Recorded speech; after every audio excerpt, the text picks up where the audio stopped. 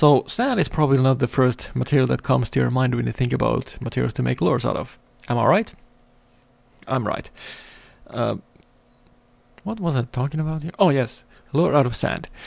Yeah, this is going to be something a little bit more different in a sense too, that this is going to be something called a lightened spoon. More about that later in the video.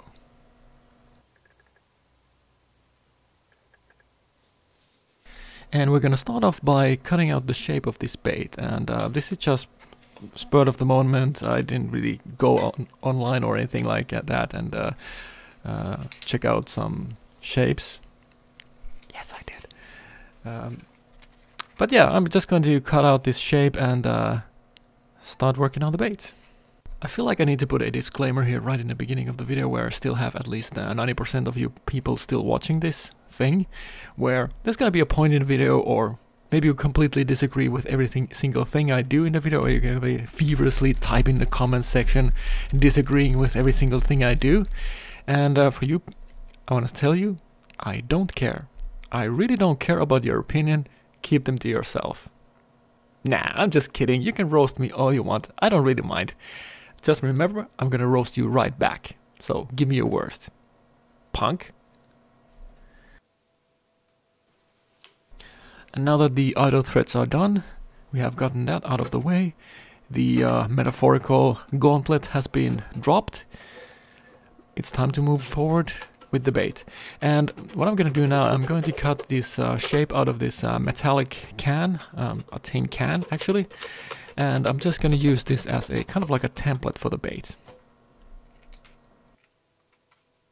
And I think it goes without saying, but I'm going to say it anyways because reasons, is that you could probably use some sort of other material here as well. Maybe a plastic bottle of some sort, maybe a Coke can. You know, let your creativity be free as a bird. Fly to a distant land, and I don't know where I was going with this, but you know, the main thing is you do you, and just you do you, okay? But I gotta say, really the good thing about using tin is that it's fairly easy to just manipulate that in your fingers and trying to get that nice S shape, which I'm doing right now. Alright, now that I'm happy with the overall shape of the spoon and it has more curves than a Bluehead body positivity advocate, I'm gonna start filling out the cup side of the spoon with some plastic putty, also known as body filler. And what I'm gonna do is I'm gonna create sort of like a mold master, but not really. It'll make more sense as we move forward in the video, so keep watching. I mean, seriously, keep watching, I need the dough.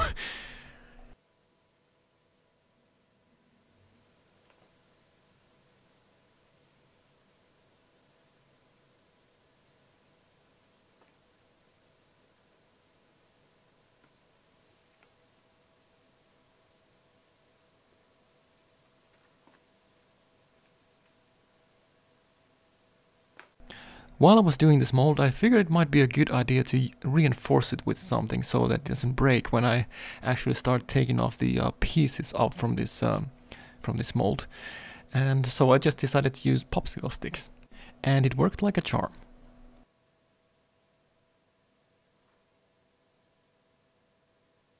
You know, through the magic of editing and video making, I could have probably just pretended that this metallic piece coming off was completely planned.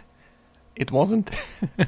And thankfully it didn't actually ruin anything, so I was still able to use the mold pretty successfully, although I did have to do some minor adjustment to it. But first, I'm gonna trim off the excess from the sides and make this look a little bit more symmetrical.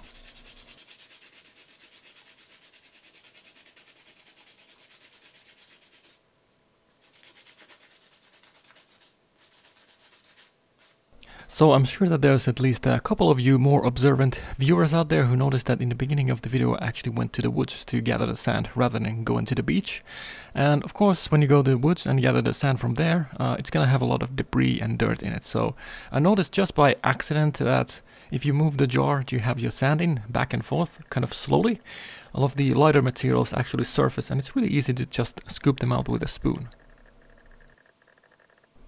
In an attempt to save my mold from breaking up when I actually start taking off the spoons from it, and potentially having them stick on top of it, which might be a disaster, I decided that, hey, it might be a good idea to have something in between the mold and the spoon. So I just had clear packing tape just lying around, and I was like, hey, I'm totally gonna use that. And spoiler alert, it actually worked out really well. Now I'm gonna put my Nostradamus hat on and predict that this is gonna be the part in a video where at least minimum of 5 people are gonna be like, no! You're using epoxy too! This is not made of sand! God damn it! For you, I'm just gonna say, take it easy, relax, inhale, exhale, inhale, and exhale. Everything is fine. Just move forward, continue watching the video, maybe go and see my other videos as well. You might like them as well. Just let it go, let it go, let it go. And before this ends up being an ASMR video, we're gonna pick up the pace a little bit again. And basically what I did here is I started to smear on the epoxy and sand mixture, and of course trying to make sure that I don't get any overdrip, because you want to make sure that the shape of the bait is kind of uniform. And then I just added layers upon layers, building this kind of like a dome, which will then act sort of like a keel weight.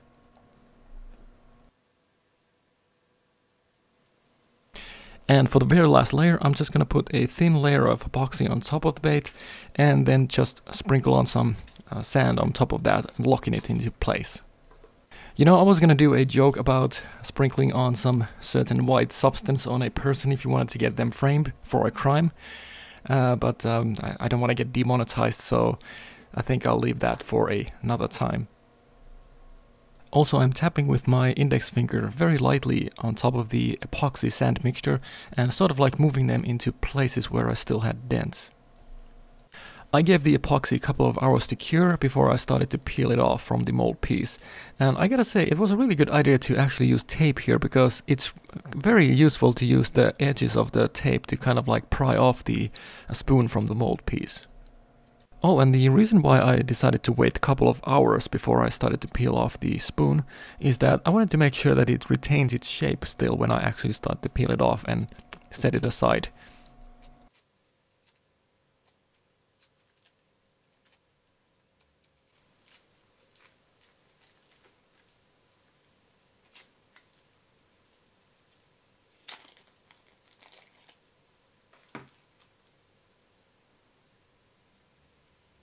So as you can see, the cup side of this spoon is still smooth as glass, so I need to rough that up with some sandpaper so that the glue will have something to grab onto when I actually start putting on the hook and line ties.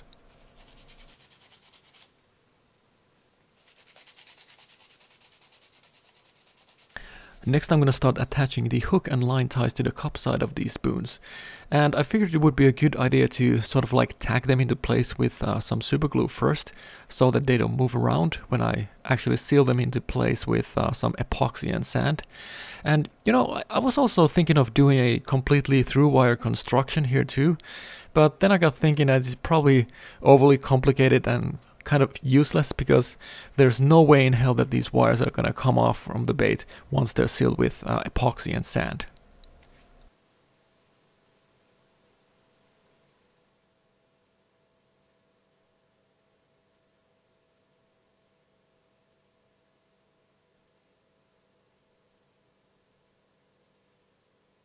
I'm sure you guys remember that part when I was talking about sprinkling on some sand on top of the spoons.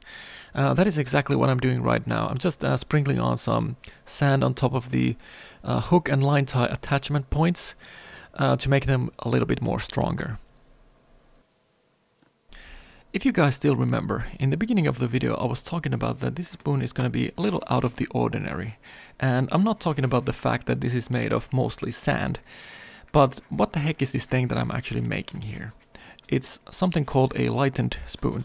And what a lightened spoon is that it usually has some sort of buoyant material on the cup side of the spoon to control the rate of fall. The materials could be cork, it could be balsa wood, It could be some sort of foam. Really, any kind of buoyant material that you can think of, you could use for a spoon like this. And me personally, I'm just going to use balsa wood for this one. And most commonly, these sort of spoons are used for sea trout fishing, especially around the coastal regions of the Baltic Sea. These sort of spoons are pretty popular. I'm pretty sure that the first guy who ever actually come up with this sort of concept in the 70s was a guy called Erkki Virolainen. Also featured him in my previous video, The Ancient Art of Using Feathers on a Fishing Lure. You should definitely go and check that out too. But yeah, as far as I know, he was the first guy who actually came up with this concept. I'm not 100% sure about this, but I have a feeling that the reason why they used to make these things lighten in the first place is that the coastal regions of the Baltic Sea are pretty shallow, and during the fall time the trout come very close to the shoreline, and you want to have something that's not going to snag to the bottom all the time, so hence the lighten spoon was born. Alright, so this balsa piece that I've been making here while I was talking about the history of the lighten spoon still needs to be fitted onto the spoon part. And what I'm going to do now is I'm basically just going to press really hard onto the balsa piece and the spoon so that I get indentations to the balsa that I can then gouge out with a knife.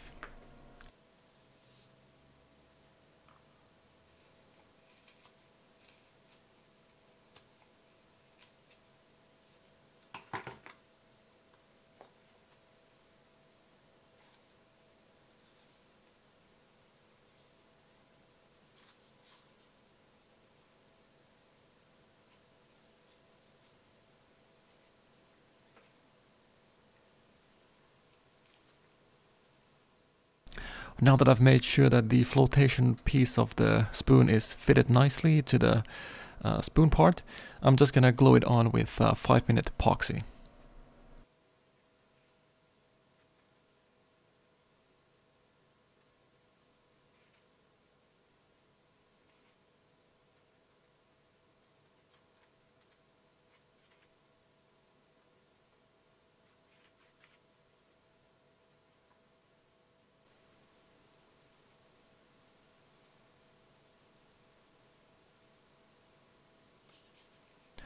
In order to make sure that they bond together well, I'm just going to use some screw clamps to secure them into place. I think you could probably get away with using rubber bands too if you don't have screw clamps.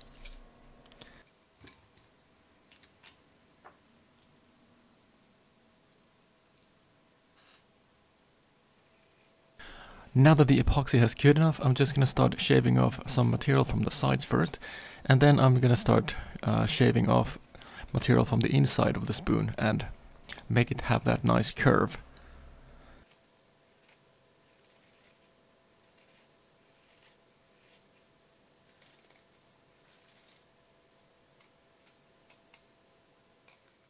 I'm thinking that some of you out there might be wondering about the thickness of the flotation part of the spoon in relation to the sand part of the spoon. So I decided to go with 50-50 because honestly I really don't have any past experience when it comes to building this sort of spoons, so I just basically winged it. If I'm perfectly honest, like, it looked good enough, so I was like, okay, that looks good enough, let's just go with that, which is something I do quite often actually.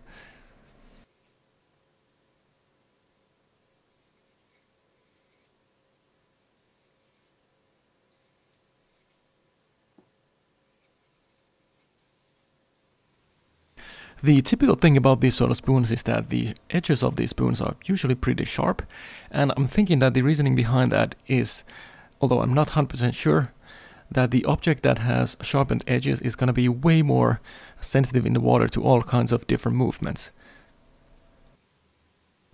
Also, I think a noteworthy thing to mention here is that while I was sharpening the edges of these spoons, I figured it would be a good idea to keep them fairly symmetrical, you know, just to make sure that they actually work.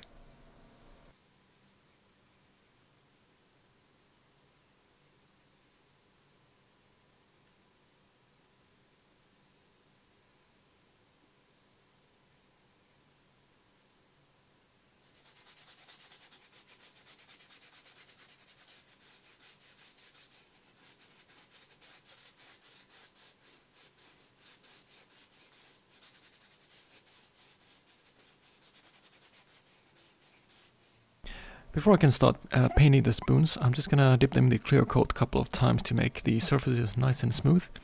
And the brand of clear coat that I choose to use myself is called Cap Hard. That is spelled out C-A-B, hard, as a rock. And honestly, I don't think it really matters that much what sort of clear coat you use.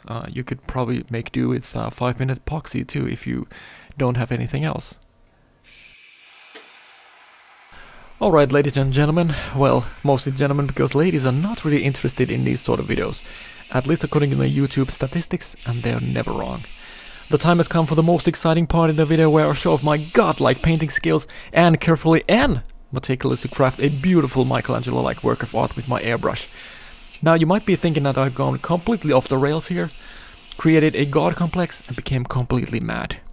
Well, the years of sniffing paint and epoxy fumes might have something to do with that, or I could be just joking and trying to fill up space with random ass hyperbolic tomfoolery, because I can't think of anything better to say about the painting itself. So yeah, this is gonna be a pretty basic golden shiner paint job.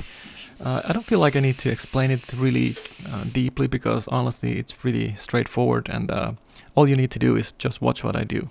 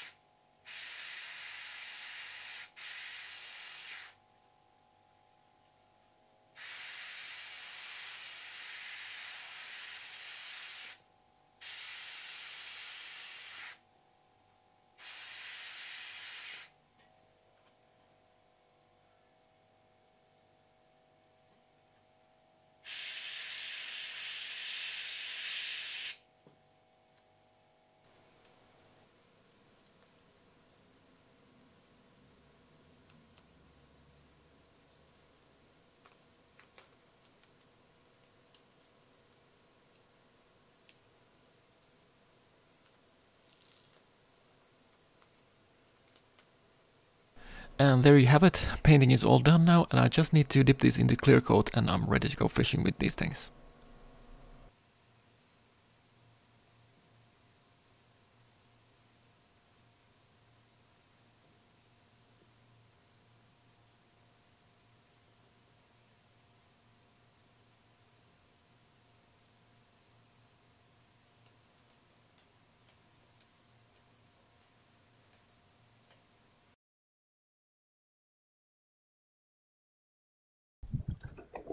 Okay, let's see if there's any pike in that hole over there.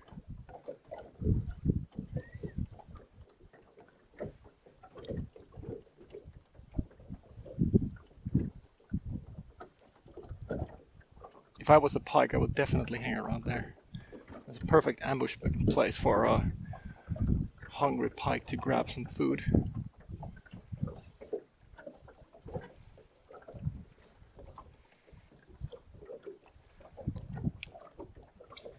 Let's try another cast. I think I'm gonna let it sink a little bit more this time around. Go really slow.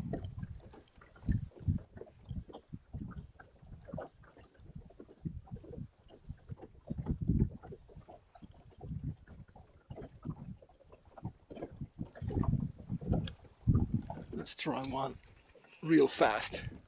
You never know what is the trigger for these pikes, so.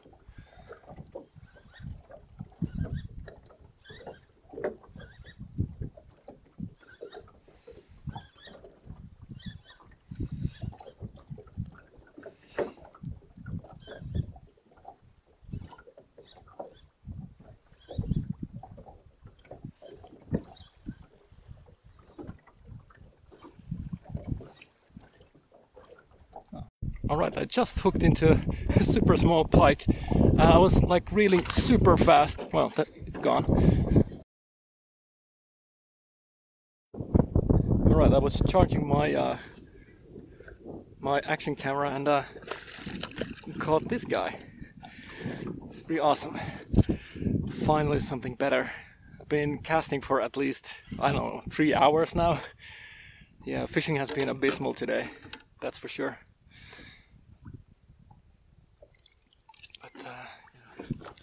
Let me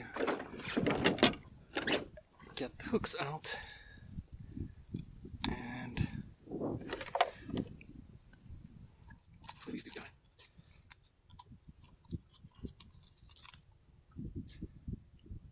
Actually have to go through here. Yes. There we go.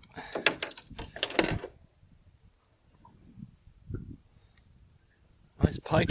I'm pretty happy with this. Hopefully I'm going to be able to catch something else, but it's not looking very good. Oh no. There you go. Alright, I figured that I would finally show the action a little bit, how this thing works. Now that I was able to find a spot that is relatively calm. And I hope you're going to be able to see what the action looks like.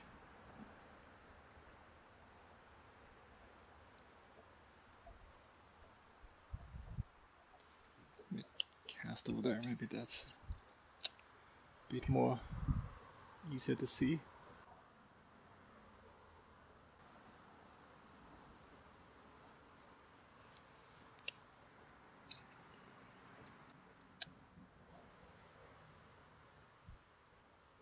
Kind of a cool side-to-side action.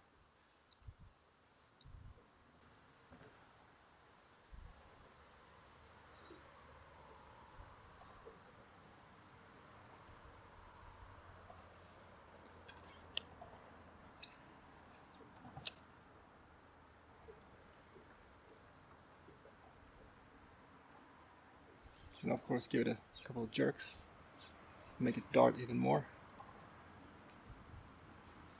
Like a kind of like a jerk bait or something.